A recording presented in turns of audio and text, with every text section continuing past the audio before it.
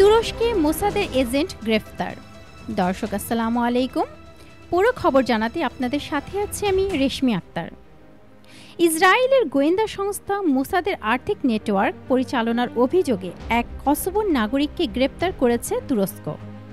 মঙ্গলবার ৩ সেপ্টেম্বর তুর্কি গোয়েন্দা সংস্থা MIT খবর জানিয়েছে। খবর রয়টার্সের। MIT জানিয়েছে গত ৩০ আগস্ট কসোভার নাগরিক লিডিটন রেক্স হ্যাপিকে ইস্তাম্বুল থেকে গ্রেপ্তার করা হয়। তুরস্কে কর্মরত মোসাদ কর্মীদের কাছে তহবিল স্থানান্তর করার সন্দেহে তাকে গ্রেফতার করা হয়। এক বিবৃতিতে MIT বলেছে, ২৫ আগস্ট তুরস্কে প্রবেশের পর থেকে রেক্স হ্যাপিকে নজরদারিতে রাখা হয়েছিল।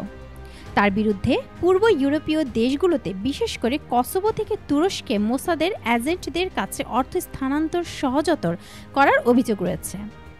বিবৃতিতে আরও বলা হয়েছে, রেক্স হ্যাপির স্থানান্তরিত তহবিল সিরিয়ায় গোয়েন্দা তথ্য সংগ্রহ, ফিলিস্তিনিদের বিরুদ্ধে অভিযান পরিচালনা ও ড্রোন সম্পর্কিত অভিযান সমন্বয়ের জন্য ব্যবহৃত হতো।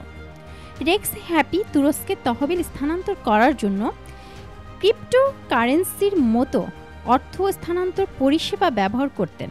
চলতি বছর মোসাদের সঙ্গে সম্পর্ক থাকার সন্দেহে ২০ জনেরও বেশি ব্যক্তিকে গ্রেফতার করেছে তুরস্ক। দর্শক, আজকে এই পর্যন্তই। সাথে থাকার জন্য ধন্যবাদ।